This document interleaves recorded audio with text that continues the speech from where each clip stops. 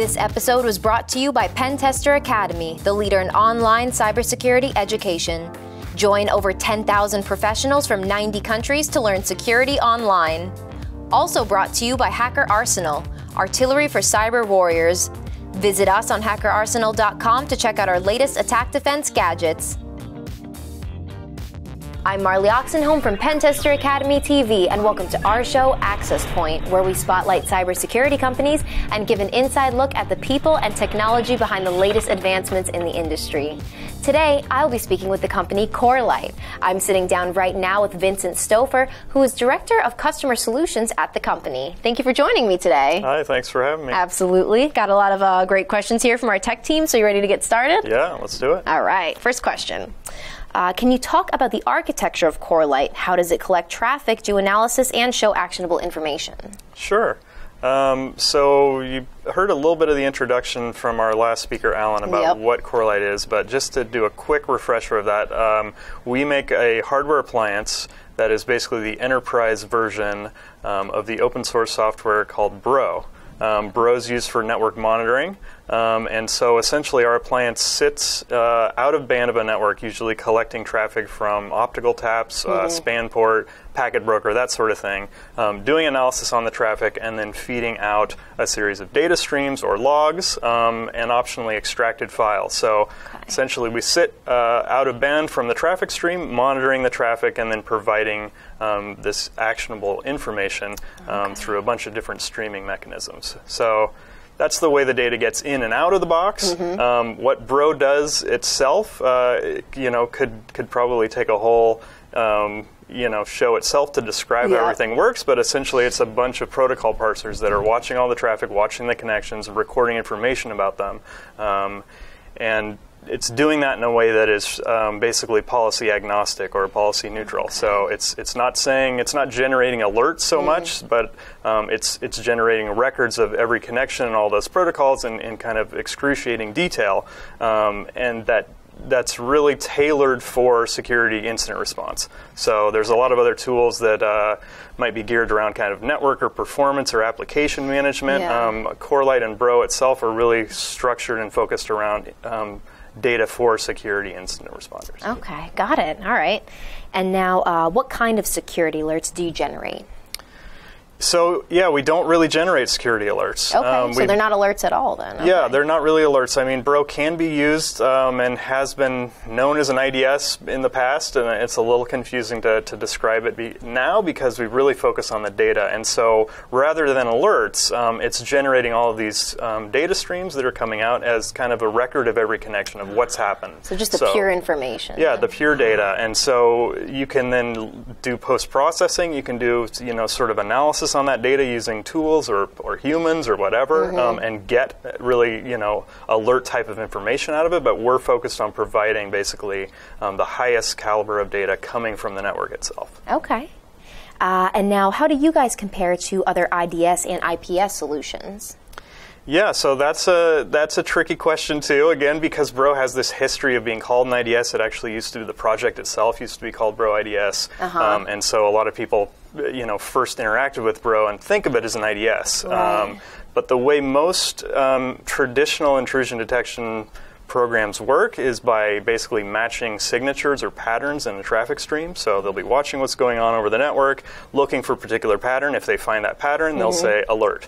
And what Bro is doing is essentially connecting to that traffic stream, watching everything, and writing down, pretty succinct but very detailed notes about what happened in every conversation. So rather than saying this is good, this is bad, it's just saying this is what happened. And so no judgment, this is what it is. Yeah, no judgment. So I can then go back as an incident responder and say, someone else gave me an alert, maybe another system or traditional IDS or some other security tool I have, but it didn't give me enough context around what that means. So I'm going to go into the Bro data, I'm going to dig in and find out what were the other things happening around that time, who else did those computers talk to, what were the other protocols being used, and just give a little more flavor and data around answering the questions, kind of, I like to say the who, what, where, why, when, how questions for that particular security event that you're investigating. Okay, got it. And now, why would someone use you if they already had NetFlow and PCAP? Yeah, I mean, so I think we sit in a nice spot kind of just between the level of detail for those two technologies. So NetFlow, for people that aren't familiar with it, right, it's kind of a high-level metadata about a network connection. So it's like, you know, Marley and I talked for 20 minutes, and we had this many words exchanged, and that's it. Doesn't say anything about what we talked about or anything else, right? And so that's NetFlow on one side. PCAP on the other is like this video call, this video recording. It's everything that we said and talked about, and everything, every bit and byte. Bro is kind of like someone sitting there, like a stenographer taking notes, or maybe a dictation of what we talked about. So it's everything that I might need to know because I have all the words that we spoke, but it's using far less information to store that than, for instance, a video. Nice. So it's right in the middle then. Yeah. So I mean, there's times when NetFlow can provide detail about an attack that's sufficient, but often when you need to go beyond just the highest level network connections and into the protocols themselves, you're basically left with nothing. PCAP, on the other hand, gives you an excruciating level of detail, but the problem is storing and then actually doing analysis on that much volume of traffic for a particular incident can be really hard, especially in a global enterprise. You're talking about, you know, gigabytes or terabytes or petabytes of data. So going through all that information and making sense of it can be really hard. So Bro kind of sits in the perfect spot to say, well, I'll give you the level of detail you need, the type of information that's really focused on security practitioners and what they need to do incident response, and then that can help you actually dig into PCAP for those times you might need to go to it, or be able to give a lot more detail from something like NetFlow. So it can be complementary with both those tools, but I would say we also find in maybe 80 or 90% of security incidents, they can be resolved explicitly with just Bro data alone or Corelight data. Nice. Okay. And now I know a lot of SOC teams already have network data. What makes your network data different? Sure. I mean, there's a lot of sources of network data. I mean, I think we've mostly covered the kind of traditional ones, which would be something like NetFlow, something like traditional IDS, IPS, and something like PCAP. And I think Bro fits in really nicely, complementing kind of traditional alerting technologies. So a traditional signature-based IDS is often used with Bro. So in the open source world, it's, you know, Snort or Suricata or something like that, usually for traditional signature IDS, and then Bro to kind of provide that network telemetry or metadata or whatever you want to call it, to be able to dig into the context. So, you know, we fit in really nicely in that sort of position between those tools, and then similarly for other kind of enterprise security tools, those are usually giving a kind of level analysis that we don't try to do. We're just providing the data, but it's not like those sort of analysis tools are not useful. They can certainly be useful. They can highlight security problems or alerts or attacks in your network. It's just a question of, once you get that alert, where do you go to put together the pieces of what happened? Where do you go from there? Yeah, so I think, you know, we can replace some security tools that are kind of providing weaker sources of network information, but we can augment and really provide value to a lot of other tools by providing the level of data we do. Okay, wonderful. And now, how do you handle encrypted traffic? Is it possible to get actionable insights about attacks when traffic is encrypted?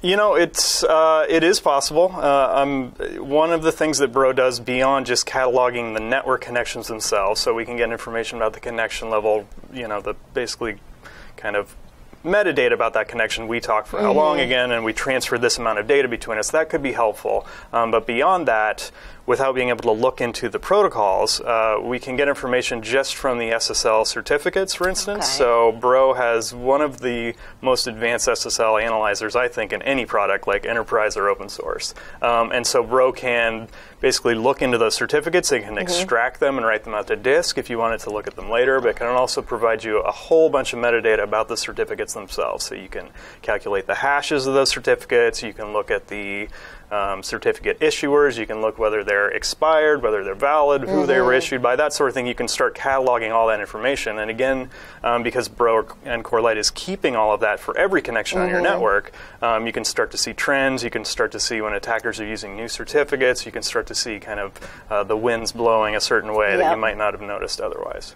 Okay, nice. And now I know that your website mentions your appliance can handle over 10 gigabits of traffic. Can you talk about the hardware being used and on other interesting technicalities of how you achieve this scale? Yeah, so, you know, the product really came about from, about a year or more of doing basically professional services for open source installations of Bro. So we would go to companies and see how they were deploying Bro and try to help them with their deployments, and see the same sort of problems over and over again, replicated in different environments using different hardware and that sort of thing. So the Corelight team went back to the drawing board and basically took a year to kind of redesign this product.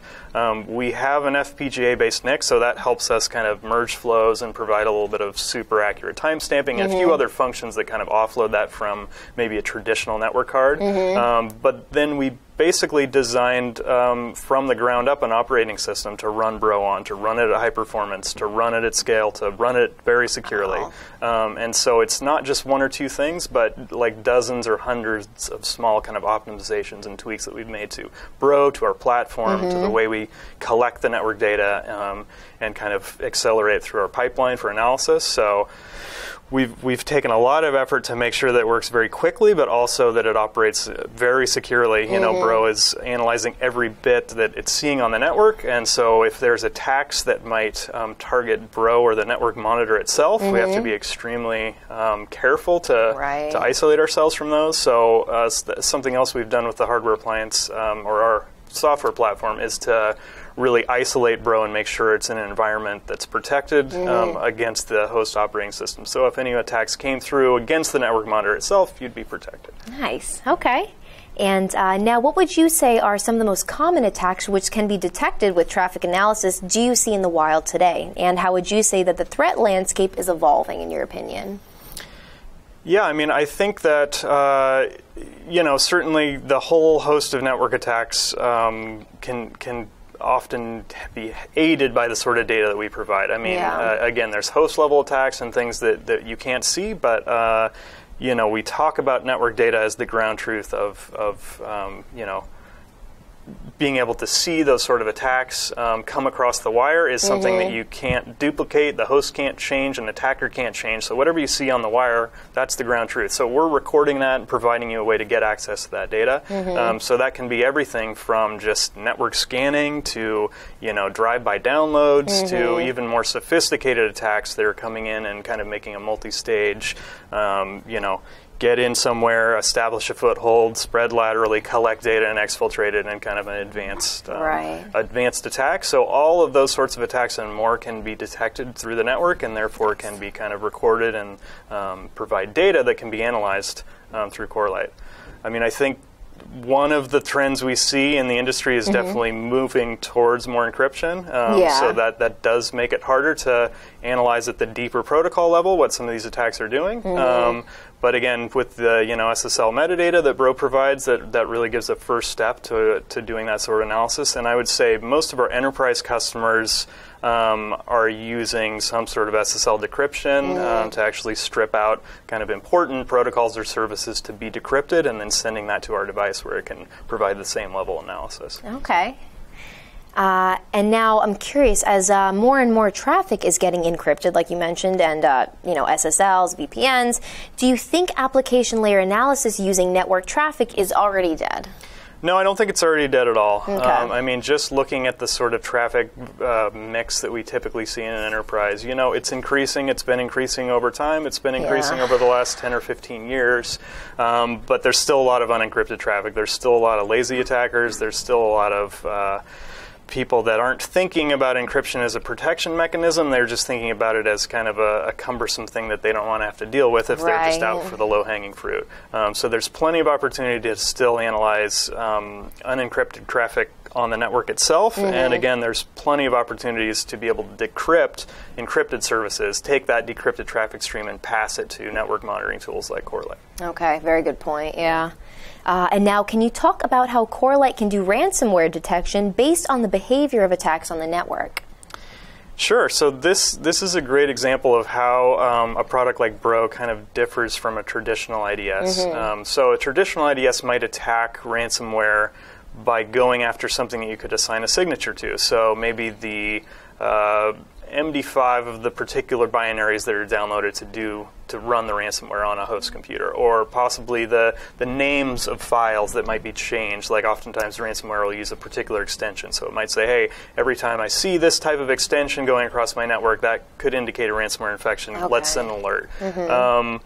What Bro would do is take a totally different approach. It would take kind of a behavioral-based approach. So Bro can analyze SMB traffic, so it can see mounted shares. So let's take an example where I have a Windows share that's mounted between my client and a server. Bro can watch the files being transferred over that connection, can actually analyze the entropy of those files, look for something like a low entropy file, meaning an unencrypted file, being carried across that connection, and then a little bit later, possibly the same file being transferred back across that connection with higher entropy in case it's been encrypted on the host and then passed back to the server to be rewritten as an encrypted file. So Bro could then basically provide you some sort of notification that that's happening, but be completely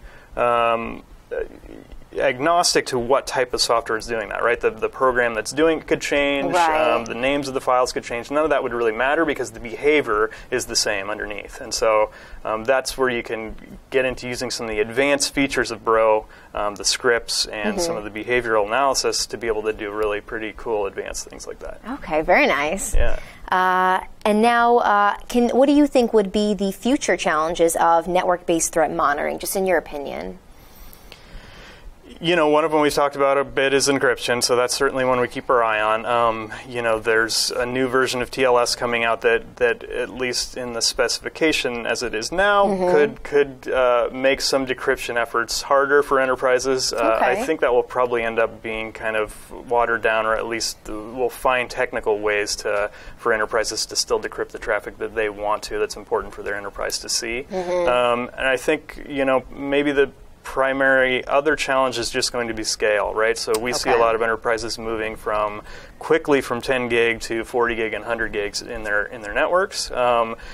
And as they do that, security tools just have a hard time keeping up. Our appliance is scaled for about 10 gigs a second, as you mentioned, which is pretty good. And you can then scale multiple appliances across, behind a load balancer to cover increasing amounts of bandwidth. But there are a lot of tools where that's not possible, and there's a lot of places where the networks are just growing so fast, the data volumes that coming out of those tools are growing so fast that it's hard to wrap your head around. Hard to keep up, yeah. Okay. And any last things that you would like to highlight about the company? I think we have an amazing product. We've taken a lot of time. We have all the expertise. Not only that, but we have an amazing open source community that's developed Bro over the last 20 years. So at this point, we're really just accelerating the adoption of that open source movement, and we're seeing people across the world using Bro to monitor their networks, and we're playing a small part just in kind of providing the enterprise grade of that to the commercial companies and governments and enterprises that want that. But our company was really founded, one of the principles of the company was to guarantee and foster the adoption of Bro and the success of the open source movement from here on out. So we're really excited to be able to do that. Nice, wonderful. Thank you so much for sitting down and speaking with me today. I really appreciate it. Great, thank you. Absolutely. And that's all the time we have for today, so be sure to tune in next time for another episode of Access Point. Also, make sure to subscribe to our YouTube, Twitter, and Facebook so you don't miss out on any of the latest cybersecurity news. This episode is brought to you by Pentester Academy, the leader in online cybersecurity education. Join over 10,000 professionals from 90 countries to learn security online. Also brought to you by Hacker Arsenal, artillery for cyber warriors. Visit us on hackerarsenal.com to check out our latest attack defense gadgets. Thanks for watching, and we'll see you next time.